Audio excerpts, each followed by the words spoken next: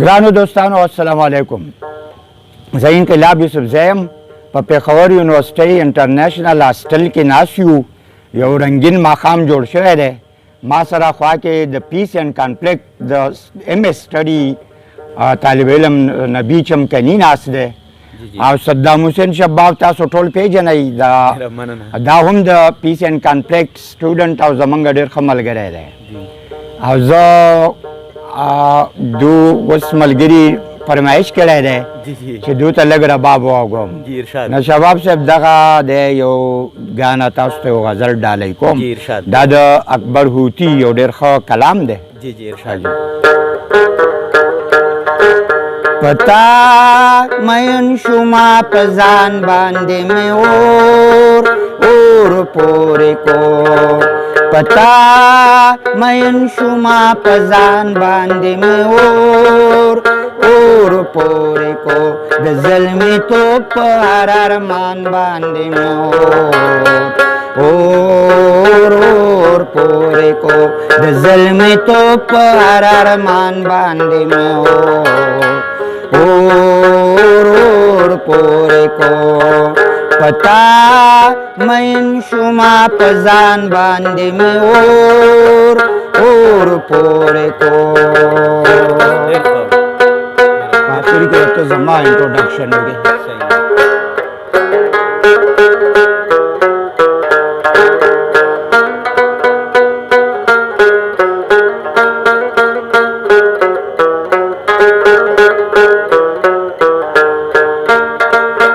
محبت کے گور سمرا او خود غرضا شما او خود غرضا شما.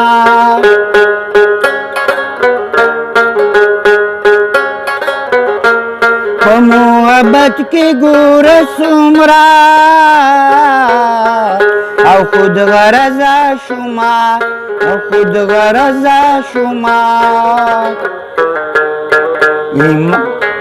جهان میں واغس پا جهان باندې میں اور پورے کو.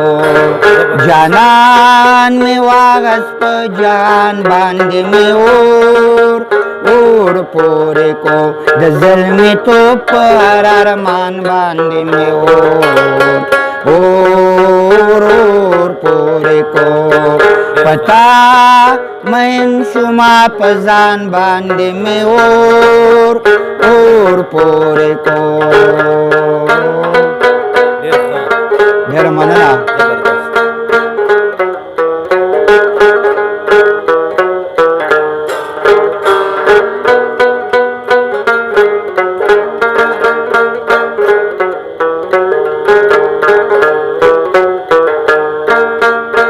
ستا د سپین مخ نه مې توافو وکړو د مینې په نام وکړو د مینې په نام.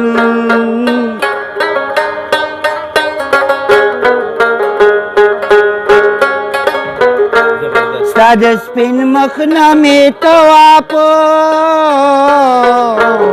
وکړو د مینې په نام وکړو د مینې په نام.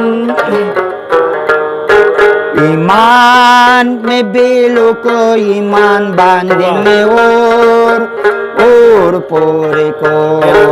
ایمان مې بیلو کو ایمان باندې مې اور پورې کو. د ظلمي توپ په هر ارمان باندې مې اور پورې کو. پتا مین شما په ځان باندې مې اور پورې کو.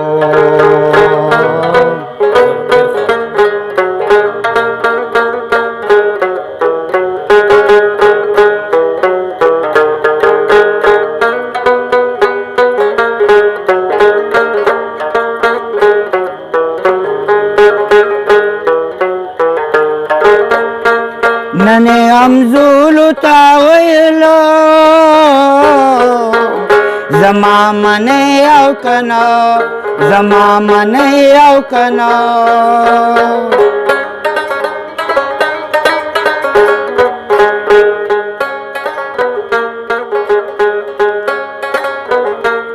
نن همزولو تا ویلو زما منی او کنه زما منی او کنه